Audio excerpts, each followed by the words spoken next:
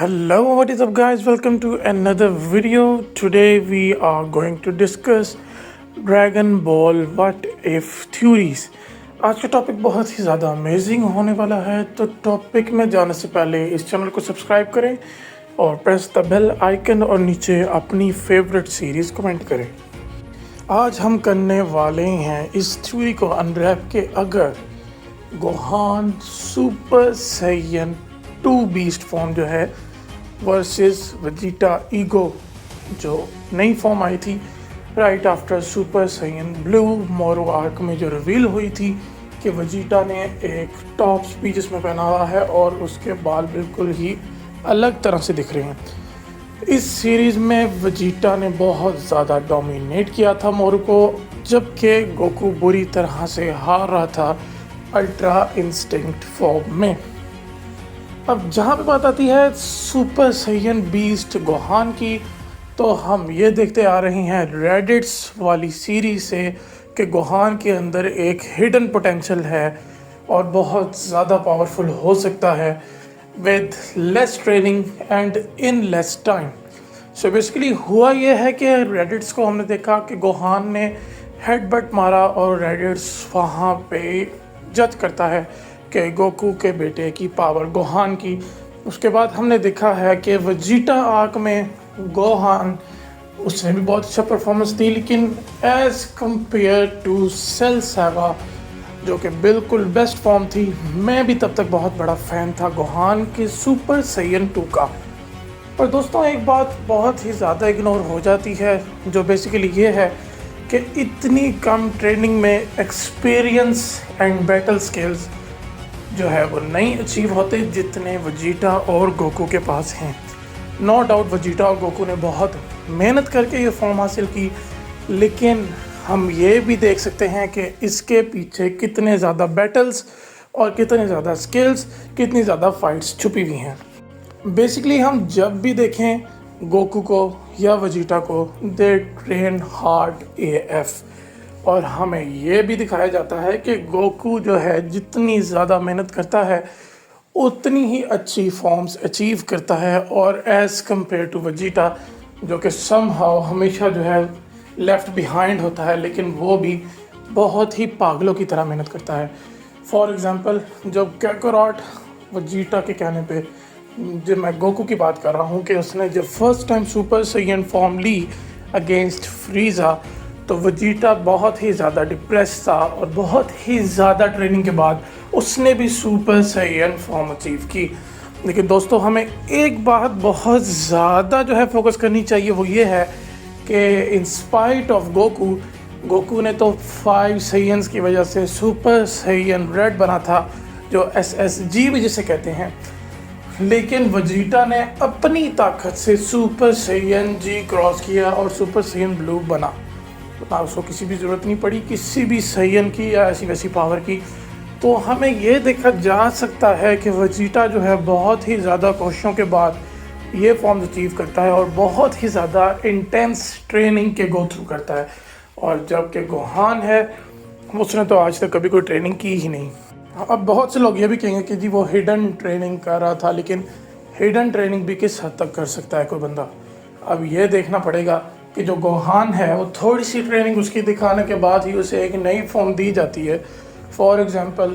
जब वो फ्रीज़ा दोबारा, जब रिवेंज था, रेजरेक्शन ऑफ फ्रीज़ा था, तो उसमें हमें दिखाया गया गोहान बहुत ही ज़्यादा वीक है और लाचार है, और वहाँ पे भी वो सुपर सैयन 1 बनने के बाद 2 भी क्रॉस नहीं करा था और बहुत ज़्यादा उसे वीक दिखाया जाता है। और उसी के बाद हमने देखा कि जैसे कि टूर्नामेंट ऑफ पावर करीब आता है तो एक अजीब बात हमें देखने को मिलती है, और वो बात ये है कि गोहान को दिखाया जाता है जी सुपर सैयन 2 क्रॉस करके मिस्टिक फॉर्म जो कि उसने बू सागा में ली थी वो दोबारा से जो है उसकी रीअपीयर होती है। लेकिन मुझे एक बात ये समझ नहीं आती कि उस time super Saiyan blue form जो है गोकू की, उसके साथ वो टक्कर लेता है और वो पूरा उतरता है, लेकिन eight the and skills wins and Goku you know that he is way much powerful than Gohan, और एंड पे वो जीत जाता है। लेकिन मेरा मेन कंसर्न ये नहीं है। मेरा मेन कंसर्न ये है कि कुछ थोड़ी सी ट्रेनिंग के बाद जिस तरह सेल मैक्स आर्क में गोहान बीस्ट बन गया, आई अंडरस्टैंड दैट उसके पास पोटेंशियल है, लेकिन इसका मतलब ये तो नहीं है कि उसके पास इसके साथ साथ स्किल्स भी आएंगी और फाइटिंग एक्सपीरियंस भी आएगा। अब हम चलते हैं अपने main topic Vegeta versus Gohan beast, जो कि अगर होता व्हाट इफ अगर ये होता, तो पहले शुरुआत में तो हमें ये देखने को मिलता कि बेस फॉर्म में लड़ते दोनों, और नो डाउट सुपर सैयन बने बगैर वेजिटा ने जो कि इनकाउंटर करना था गोहान को, वो बहुत ही नॉर्मल सी फाइट होनी थी। लेकिन इसमें हमें यही देखने को मिलना था कि अपर हैंड गोहान का ही होना था वेजिटा पे। लेकिन एज द थिंग्स प्रोग्रेस आगे ये होना था कि सुपर सैयन 2 फॉर्म लेनी थी गोहान ने, और जो वेजिटा है उसने ले लेनी थी जी, जिस तरह कि आपको पता है सुपर सैयन 3 तक वो गया था डायमा के अंदर, लेकिन उसने इधर सुपर सैयन 3 तक ही ले लेता अगर फॉर्म वो, तो वो हमें दिखाया जाना था कि जी he is compatible at super saiyan 2 versus 3 जो है गोहान का। ऑब्वियसली वो अपर हैंड आना था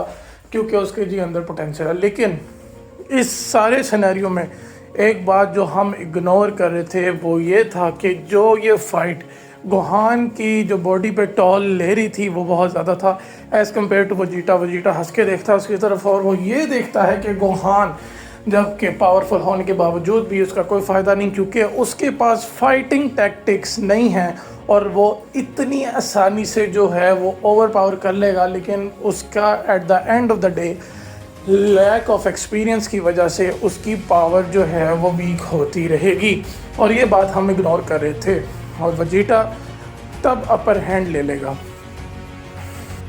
उसके बाद एट लास्ट जब वो थक के हारने लग जाएगा गोहान, वो सुपर सैयन बीस्ट फॉर्म लेगा जो कि मुकाबले की टक्कर देगा ईगो वेजिटा।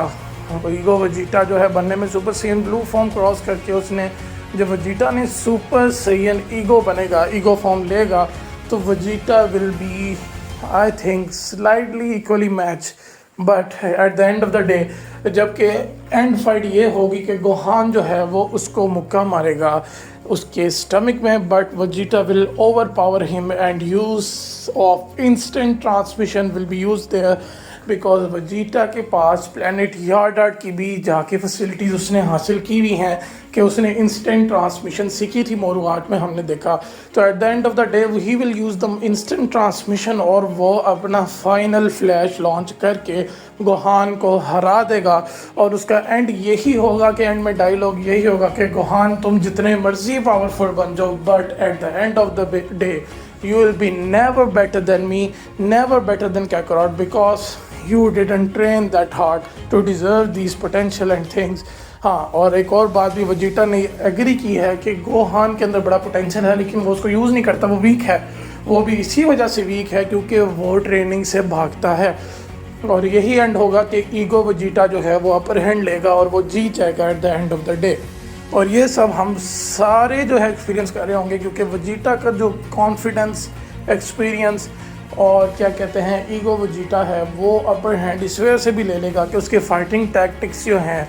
और जबकि गोहान बीस्ट है उसने ना मोरू आर्क में था वो, ना ग्रेनोला आर्क में था, और ये सारे आर्क जो है बर्दाश्त कर चुका है वेजिटा, जिससे उसका एक्सपीरियंस बहुत ज़्यादा बढ़ा हुआ है। तो फिर जो भी मार्शल आर्ट्स की जो भी चीज़ें हैं, मेन एंटिक्स हैं, वो वेजिटा को ही आएंगी और वो at the end of the day जीत जाएगा। नो डाउट के गोहान के अंदर पोटेंशियल है, बट उस पोटेंशियल का कोई फ़ायदा नहीं अगर उसको ट्रेन करके अपनी पावरफुली अनलीश ना कर पाए। जबकि वेजिटा और कैकोरॉट ऑन द अदर हैंड बेबहार ट्रेनिंग के बावजूद भी और इतनी अच्छी फॉर्म्स हासिल कर रहे हैं। और उसके बाद यही होगा कि जब बड़ा कोई बड़ा ही होता है, एक्सपीरियंस वाला ही होता है, और गोहान बहुत बुरी तरह हारेगा और फाइनल फ्लैश से ये बैटल एंड होगा। अच्छा दोस्तों, नेक्स्ट वीडियो के लिए चैनल को सब्सक्राइब करें, हिट द लाइक बटन और नोटिफिकेशन बेल ऑन करें, और अगली वीडियो में मिलेंगे इसी सीरीज़ के साथ जिसका मैंने नाम रखा है Dragon Ball what if. Goodbye, good to